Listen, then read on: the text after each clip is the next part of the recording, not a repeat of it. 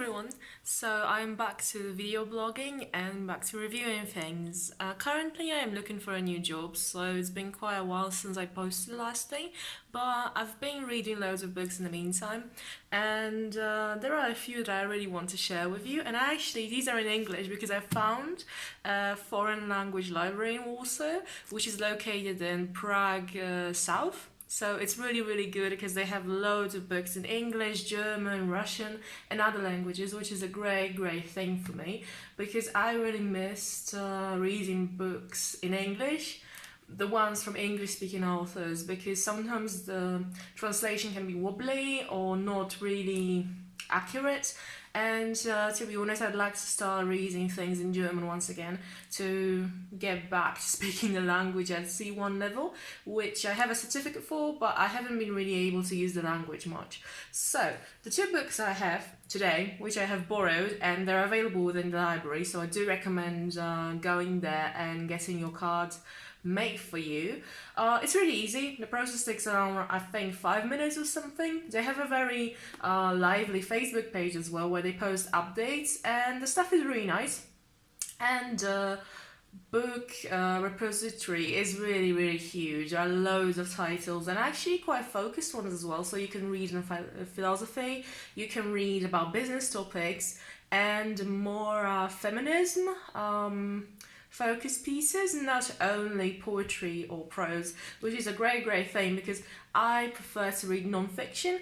I've started reading some fiction in Polish because I want to start writing my book finally, or maybe at least start writing short stories again. So kind of practicing and reading through them.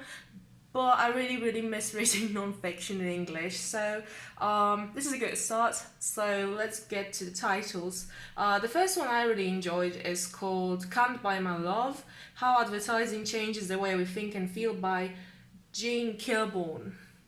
So this is the cover of it, and it's a great book. Basically, it's about all the incremental workings of advertising creatives, and it's quite a business focused book in the sense that it helps within my capabilities as a marketeer because I work in marketing currently and looking for new roles.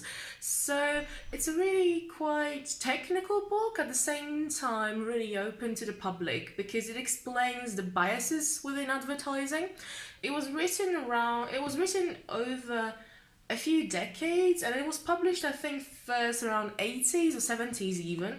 Jean Kilbourne made the award-winning documentary Killing Us Softly, which is mentioned on the cover of the book.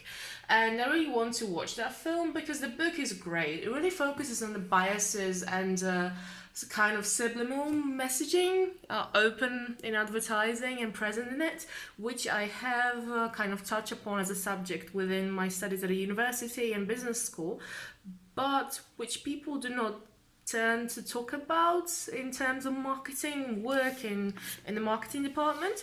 So it's a really great book for someone wanting to work in advertising or media, or someone who wants to be more media savvy, because it deals with all.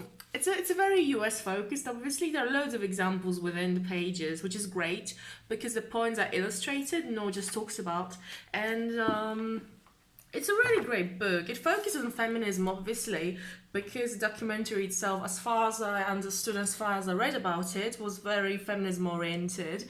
But it's great, really. It's great for me to read about advertising from feminism perspective because it talks about very controversial adverts, for example, for cigarette companies, alcohol, foods, drugs, and the like.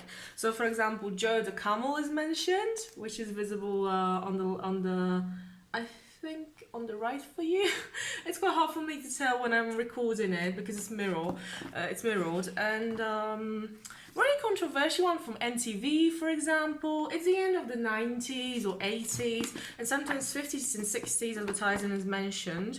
And for me, it's great. I'm still beginning my career in marketing, so it's really great to see examples on how much the profession has evolved and the messaging as well. I'm a big fan of the empowering and really trailblazing advertising campaigns, such as Gillette, for example, or the Lego movie recently. I've watched that and I really want to review it because I loved it.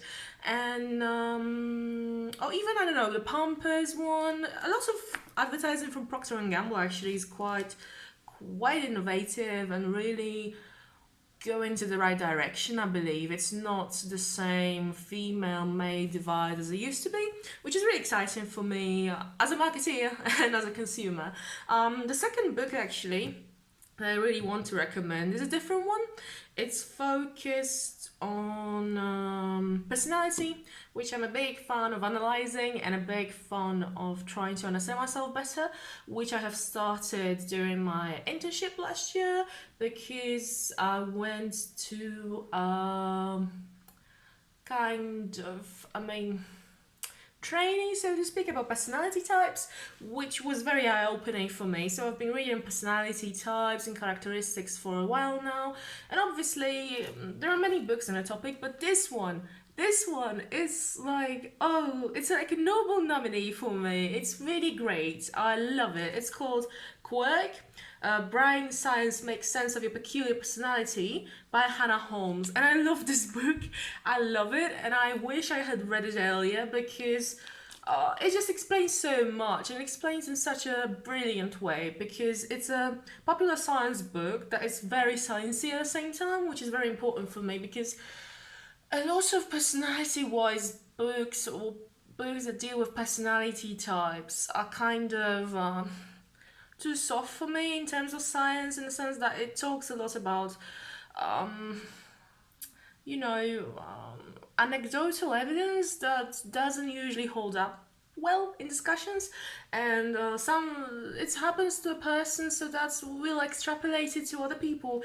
Where this book is the exact opposite of it. It deals with chemistry of the brain and kind of structure, and likening humans to animals in a sense that the experiments that are being conducted on animals to understand personality and all of psychological illnesses and mental illnesses are referenced in this book. So, for example, the way that mice react or rats react or other animals is likened to humans, and therefore you can understand, for example, the therapy in Alzheimer's and Parkinson's better. And the book really dissects all the points in personality basically because it deals with the 5-factor program.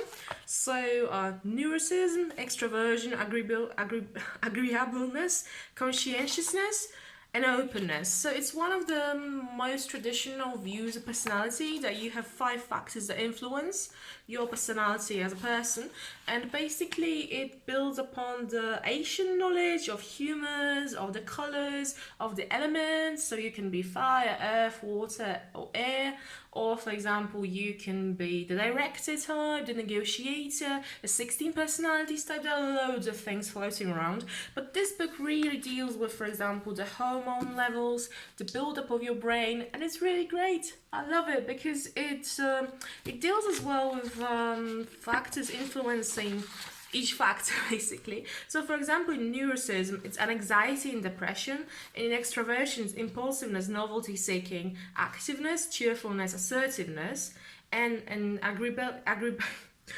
agreeableness, it's trust, cooperation, sympathy, altruism, morality. Conscientiousness deals with self-discipline, orderliness, and openness deals with intellect, imagination, artistic interest, liberalism, and emotionality. So it's very in-depth in the sense that it's not saying, oh, it's a sanguine person, or you're, I don't know, negotiator. It deals with each aspect of the personality. So for example, it was finally easy for me to understand the seeming contrasts or opposites within the personality, in the sense that, for example, somebody can be very conscientious but cannot hold up their beliefs very well. They are not assertive. It's because there are very different factors of the personality. It's not that the person is flawed or something, it's that they are on a spectrum in different facets, as it's called within the book, within the personality. For example, you can be someone like me that is very open and at the same time prefers loneliness many a time and needs space basically, where I love being with people and talking to them, but only on my terms, so to speak, which is a really, really, I mean, great to understand it finally and not be mad at yourself that, oh, how is it possible that I do not fit in within the box? It's because I think the definition of boxes we have for ourselves is so limited, and the more books like this you read and the more books like this you kind of try to understand yourself with, the better you are equipped to face the world basically. So these are the two books that I'd like to recommend today for you. They are available in English, they are great, and you can borrow them in Warsaw. Because I'm still based in Warsaw, so if you want to go to Prague South, to the International Library, if I remember correctly, I don't remember now. I have to return these ASAP because I read them, so I need to get more books, and yeah, really, really recommend. So Quirk for today, and Can't Buy My Love for both, I mean, professional reading, because I mean, I read loads of books nowadays focused on career building and career opportunities and like understanding yourself, understanding your passion, blah blah blah blah blah. And I think where I say that this is a great book, to be honest, I appreciate it much more, I guess, because I read so many okayish books on personality, and this is just an outline being brilliant. So I think the more books you read, the better you are, because you can make comparisons and be like, oh, I hate this book because it's so basic, or I hate this book because, oh, it doesn't explain anything, whereas this explains everything, and it's scientific, and it's based like the bibliography. Ah, why don't I pronounce things properly today? I don't know. the bibliography is huge for this book. There are loads of scientific papers referenced, so you can read them up, and loads of scientists or people experimenting on animals and trying to understand the human personality and human mental health better based on animals. So it's great for both your professional, both of them, for both your professional development and being a wiser person, I guess, overall. So definitely recommend, and I hope you enjoyed today, and I'm off to recommending more books for you, and I'd really like to review the Lego movie because I loved it. So stay tuned, and I hope you enjoy these, and see you later.